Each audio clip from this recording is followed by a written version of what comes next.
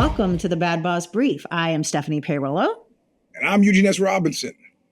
And today we are going to talk about the interim boss. Well, do you remember that from Stanford when we were there? They said there's nothing quite so permanent as interim. And they said that specifically about Manzanita, the trailer park, where at least one of us was unfortunate enough to have to live in.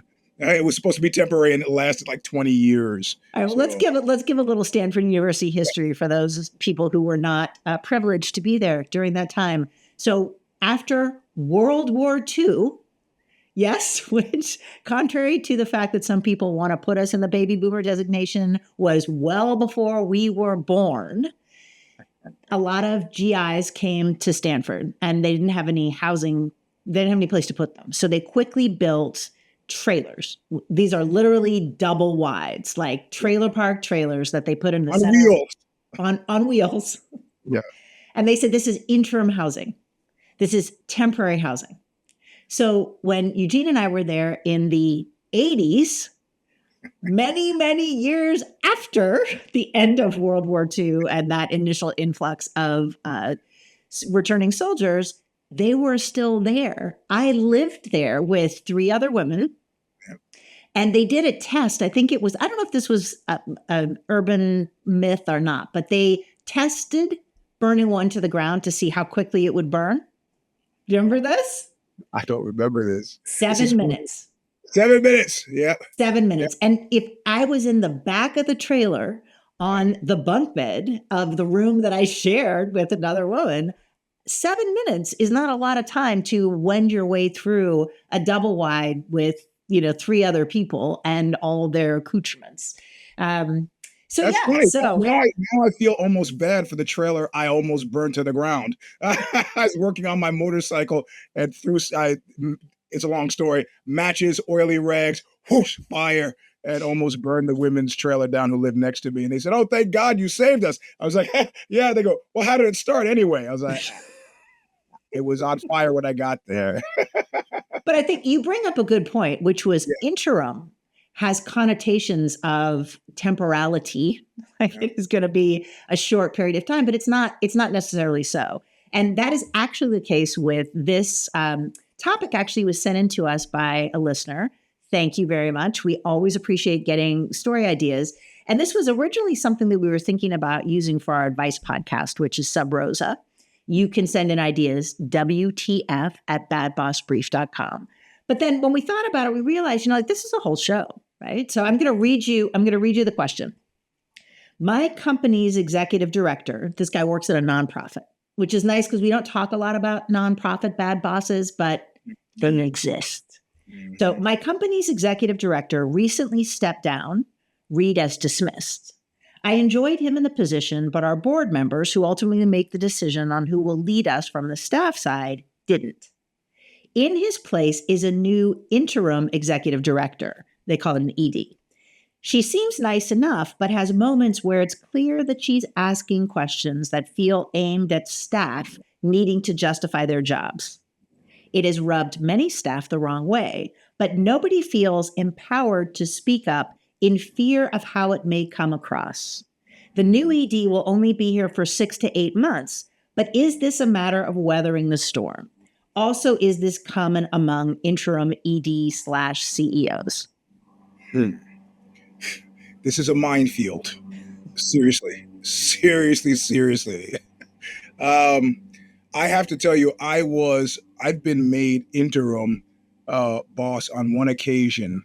And if your interim boss is got even the slightest inclination of a Brutus, by which I mean Arcassius, a lean and hungry look, you should back their play because they are doing everything they can to make that job disappear for whoever left and was maybe coming back. Because it's a sense of this should have been mine to begin with. So unless they're grossly incompetent and making mistakes that you perceive and that you perceive that the board is perceiving, you got to back their play because they're going to be there and they are hungry and they are not about to go back to, colloquially, I like to say, they're not about to go back to the factory. Not interested in that at all in the slightest. It happened to me back in the year 2000 when I was at Code magazine. The woman who ran the publication from Condé Nast was moving on. She suggested that the publication needed a more steady hand, older, somebody who would command respect, and hired someone else to do the job that I had been doing. I had been editor-in-chief, made him editorial director, made me editor at large or deputy editor or some such thing. And had he been competent, I would have played along. I didn't perceive him to be especially strong or competent, and became like Cassius, his worst enemy, until one day when I could go into the group VP's office and say, hey, you know what? You guys don't need me. You got him. I'm leaving. And they said, oh my God, we can't let him leave. And they fired him. So interim became permanent, and I willed it to be so. And that is going to be the mark of somebody who's interim. They believe they probably should have had the job to begin with. So if you're asking about who to bet on the interim person. Well, but you're talking about a specific scenario where there's internal candidates. What does happen, and since I work obviously in the corporate world, I did some research and I talked to a friend who has been an executive director at nonprofits multiple times. And what he said was that there are people whose entire job is just to be an interim executive director. Right. That's all they do. So they don't actually want the long-term position. So let's assume that this is that kind of a scenario. So first of all, interim for 6 to 8 months, that's a long time. Yeah. Right. So what I would be curious about, if I were talking to this guy, it was a man that wrote in, and doing a coaching session, I would start unpacking some of these things. Right. I would start getting curious about, why is it that when this woman comes in, it's clear that she's asking questions that feel aimed at staff needing to justify their jobs. Mm-hmm. Really? Mm-hmm. Now, my friend also said that there's generally 2 types of interim executive directors. Mm-hmm. Right? One he calls the detective. The other one is the placeholder. So a detective, and both of them have a specific remit from the board, right? What does a detective do? So the detective's remit is figure out what the fuck is going on at this place so we can fix it. Okay. And so that ED comes in with instructions from the board. Do some research, detect, figure out what's going on, figure out either what the problem was with the last executive director, are there staff issues? We want you to turn over some rocks and see what comes out. Mm-hmm. Okay? The other one is a placeholder. And the placeholder is just make sure the lights stay on. Sign the checks, make sure payroll gets taken care of. We're not asking you to do anything, but just keep the seat warm until we find who the next executive director is going to be. Is it assumed that the placeholder has no aspirations to be anything other than a placeholder? Like that's Let's assume that both of them don't have any aspirations, right? So let's just assume, because to narrow our field of vision a little bit, that this is not like your situation at Code, that these people are professional interim executive directors. Mm-hmm. There are such people. Maybe they had been EDs, and EDs, from what I've seen, a thankless, very difficult job. So let's say they're done with being a full-time ED. They come in for 6 to 8 months, fill in, and then they leave and they go on to the next gig, right? So let's just assume that this is a genuine interim. They're not trying to get the actual position. I think what is interesting here to me is, why is the assumption of staff that this woman's questions are geared at them getting to justify their job, right? Because they have a very specific narrative, and you could certainly see any new leader coming in and getting curious. What do you do? How does your department work with this department? What are you finding in terms of, they're going to ask questions about how the place works, just to get more information. So the first thing I'm interested in, and I would probe if I was talking to this guy, would be, tell me more about why this new leader asking questions is perceived by the staff as putting them on the spot and asking them to justify their job. Right. Yeah. I don't know if you've ever flown into Israel. I have not ever been to Israel. Their security is intense and interesting, and it's all conversational. And they're looking you in the eye and talking to you and asking you just very general questions. I mean, questions that don't seem very security based at all. What do you like? What do you do? What are you doing here? What do you do in the States? Who are you here to see? And tonally, in terms of tone and timbre, what they're listening for are weaknesses in your story. So I think very frequently the times when I've been in executive positions and that line of questioning comes up, I think that's precisely what they're doing. They're looking for weaknesses in the story. And secondarily, I think they're really looking to see if they like you. So that is, I mean, I don't want to make it introduce more paranoia into it, but in other words, I do think there's a reason for concern when they're asking that, but I think your best bet is just to be completely truthful and accurate and yourself. Well, and the other thing is, you can also ask questions back. Correct. I mean, I say this to every single client. It is the number one piece of advice I have given consistently as an executive coach. Get curious, ask questions. Did you ask? Right. So what I would say to this man is, has anyone in your group asked this woman what her remit is from the board? What in your interim, in your interim tenure, what is it that you want to understand? What is it that you want to explore? What's most important to you to find out? Those are not delivered correctly. Those questions are not defensive. And they seem pretty reasonable to me. And if you've got a corporate culture where that sort of open-ended, help me help you, curiosity-based question is going to get somebody's, hackles up, then there may be a cultural issue. What do you think?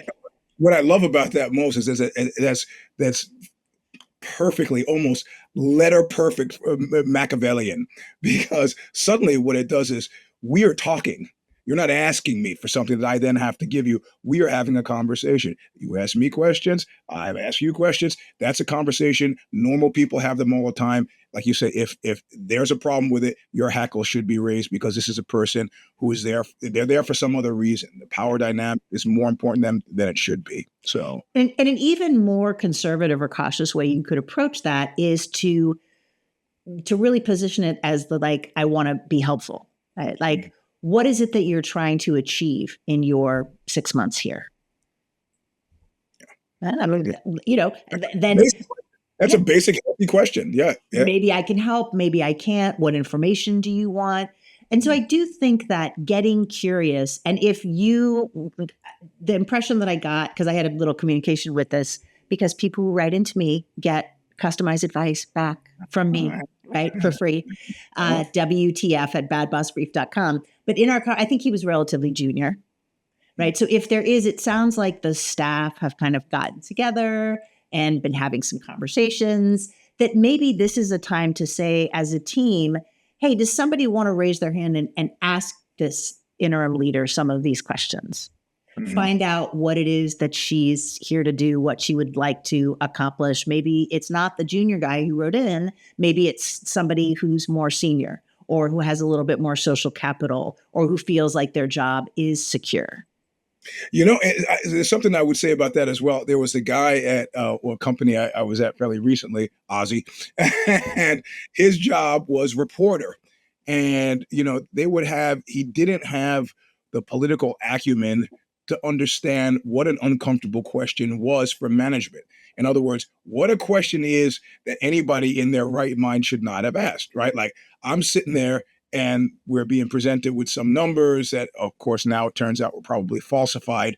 And he's asking questions that anybody from any publication with any sanity would have asked. And I remember sitting there silently going, yes, thank you. And even at a certain point, we're in the meeting and I text him, I love you, Nick, because it was precisely the kind of questions that should have been asked, but our culture was so unhealthy at Ozzy that I was like, I'm not sticking my neck out, whatever.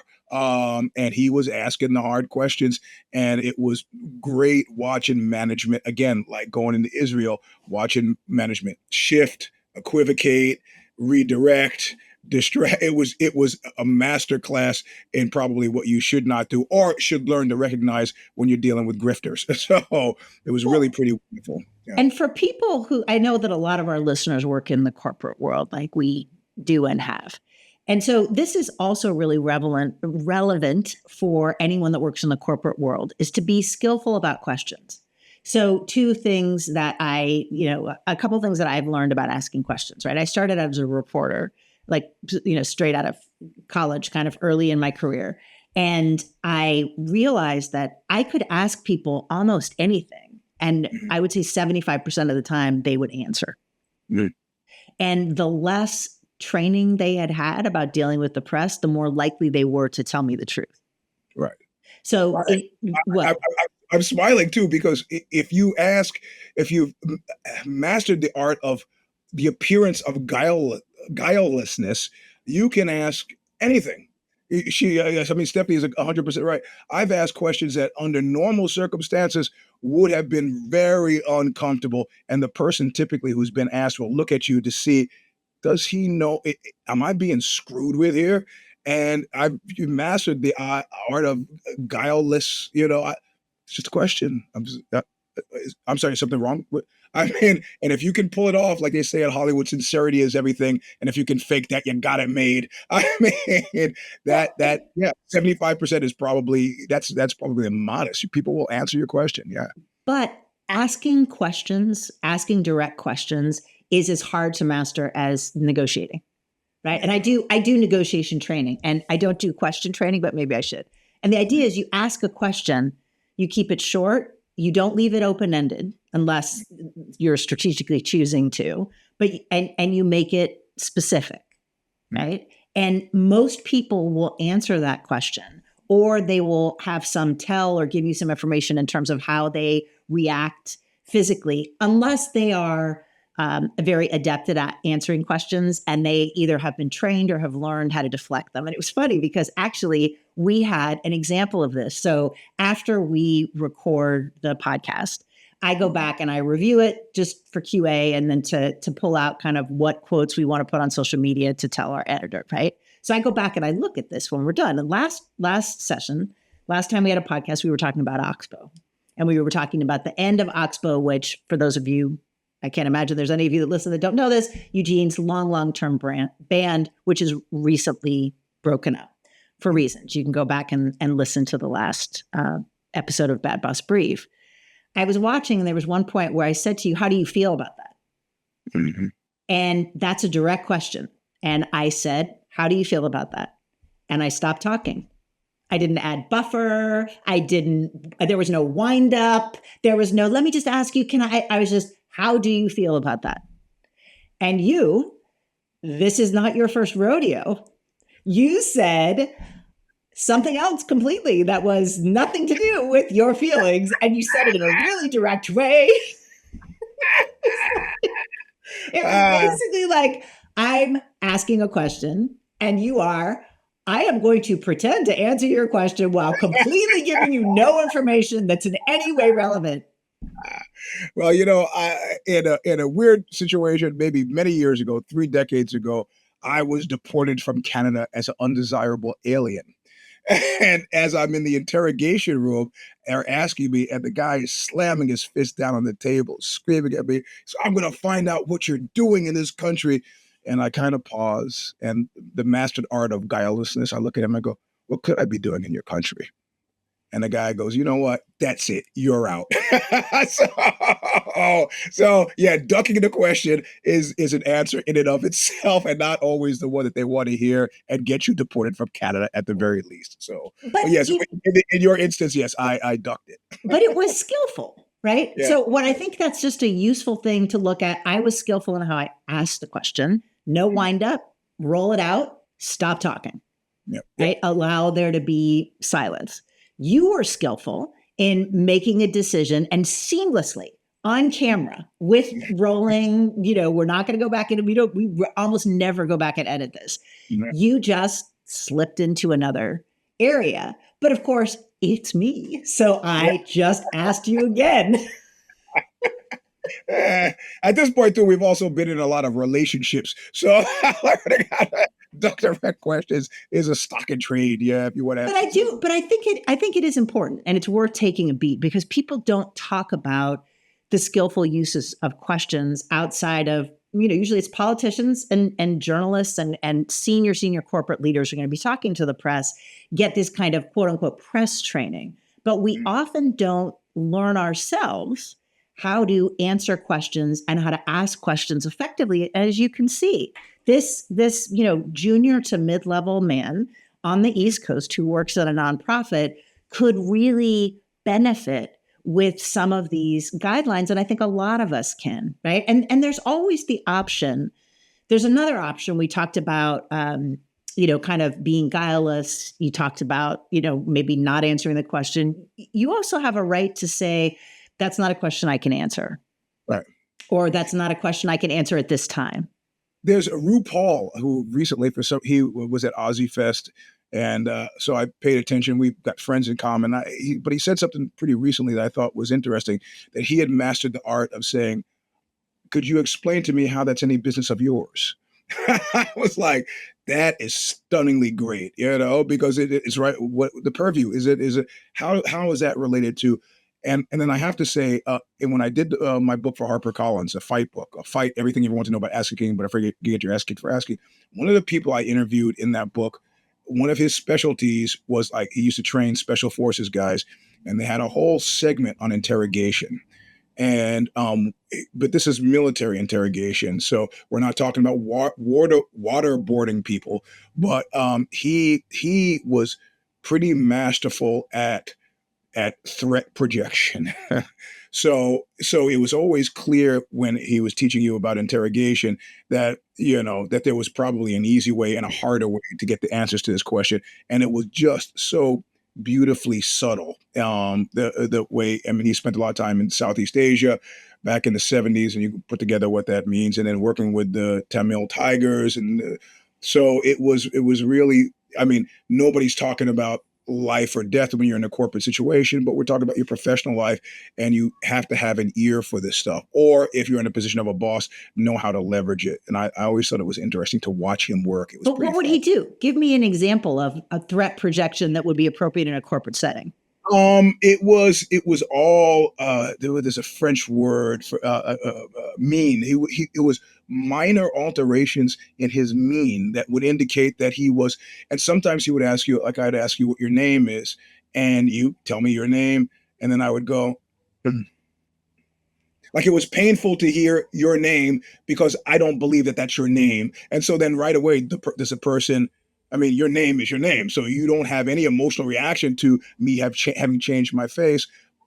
But maybe if you had changed your name for some reason, maybe you don't like your middle name, there's some reason that might give me an answer, a secondary answer, tertiary answer that I found really valuable. And it was all just through a general, it was really, and of course, the unhappiness when you're in a position of power, like he's asking the questions. It's an interrogation. It's not an interview. It's not a conversation. It was actually very sort of frightening. So, well, and it's interesting because a lot of times I will talk to people who have less power in a work situation, right? And I deal with a lot of women who are in leadership, and they might be physically smaller. They might be younger. They might be in situations where they're the only woman in the room. And so I don't call it threat projection, right? Which has the whole militarist. You're talking about somebody who was in special forces. But I think that there are verbal and nonverbal cues that people with less power can use. So one of the real kind of pro moves is to be comfortable with silence. Yeah. That's a big one, actually. He talked about that. Just like, I don't have to do anything. And a lot of people, particularly women, are socialized to fill in those blanks. Right? And I hear people say this often in meetings, I just can't stand silence. And I'm like, girl, learn how to stand silence because it will help you.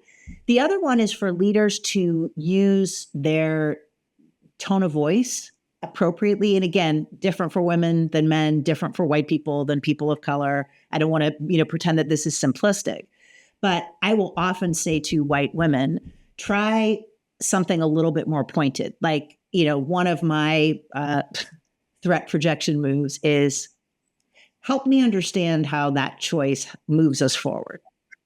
Right? If anybody ever hears me say, help me understand, it's like, yeah. Right. And whatever your phrase is, whatever it is that you can do, but that moment of quiet, maybe lowering your voice, You know what I'm saying? Being able to say, like, I am, like, it's imagine instead of putting energy out, you're becoming like a black hole of energy, right? In the sense of, like, I am no longer concerned with anyone else's comfort in the room. I am no longer participating in the social norms and mores about how, as a woman, particularly for me, an older woman, I'm allowed to or supposed to show up. I am going to, like, in my mind, when I am in those spaces, what I think of is this gesture. And for those of you that are listening, I'm doing the very Italian waving the hands, like, come on, bring it, motherfucker. Yeah. And I internalize that because sometimes I really need to show up with that energy. So it's something to think about, to think about what are the ways in which you signal you are getting too close to an area you don't want to continue to go. All right, you're smiling, Eugene. Why are you smiling? I'm thinking about Rick San Vicente, who I was interviewing for a job out of college, and we almost got into a fist fight during the interview. And at one point, he went to USC, hated Stanford grads. I don't know why he even called me for the interview. And at one point, he did a couple of things. He asked the same question 3 times in a row. I answered, and much like an actor, you ask for another take, I'll give you another take. So it was Rashomon. I was 3 different views on this question went around, and then he just stopped. And he had his arm akimbo here, just stopped and looked at me in silence. And I'm knowing full well exactly what you just said. I just sat there, and I didn't. And my hands, like on the armrest of the chair, my fingers are laced in front of me, and I just sat there. And it felt like forever. In actual fact, it was probably about 15 seconds of us just, and finally he said, I didn't break. He goes, I guess we're done here. I go, I guess we are. Thanks for taking your time. And that was the end of it. Didn't get the job as district manager at AMC movie theaters. It's been a lifelong tragedy. Unbelievable. All right. So I think that's about all we have for this questions. Hopefully this was helpful to the person that wrote in, or any of you that are in situations, work at nonprofits, or have dealt with this interim executive director. And I just want to do a shout out, especially to those of you that are work in nonprofits. There's a writer named Vu Le who has a blog called Nonprofit AF. It is nonprofitaf.com. And he has so many fantastic posts. I use a lot of what he writes about with my corporate clients. He has a post on the wheel of disillusionment that is just invaluable. It's about when someone is set up on a pedestal in an organization, nonprofit or not, and considered to be great, and what happens if and when there is a fall from grace. And he outlines this. It's just masterful. So nonprofitaf.com, absolutely worth checking out, corporate or not corporate. If you want to get in touch with us, WTF@badbossbrief.com. And I think that's all we got. That's it. All right. Thanks, everybody. See you soon. Bye. Thank you for joining us for another episode of the Bad Boss Brief podcast with your hosts, Eugene S. Robinson and Stephanie Peirolo. You can check out more of their work by visiting consigliera.substack.com for Stephanie and eugenesrobinson.substack.com for Eugene. You can also find Eugene at Mr. Sleep 3, that's number 3, on Instagram. Reach out with your questions, concerns, work case situations, or suggestions to us at WTF@badbossbrief.com. We personally answer every submission.